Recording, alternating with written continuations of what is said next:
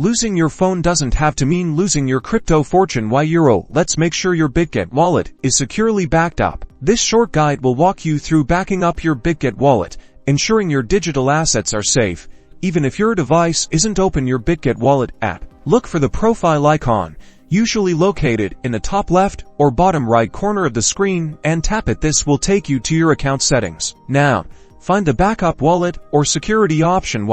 Might be labeled slightly differently depending on your app version, but it will be related to security settings. Tap on that.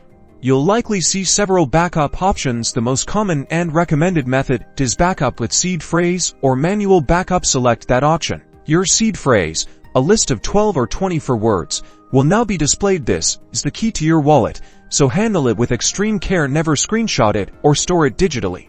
Write down the words in the exact order shown on a piece of paper. Double check that you've written them correctly. Store this paper in a safe, secure, and memorable location. The app will then ask you to verify your seed phrase, usually by requiring you to enter a few of the words in the correct order. This ensures you've recorded it correctly. Complete the verification process. Once you've successfully verified your seed phrase, your Bitget wallet is backed up.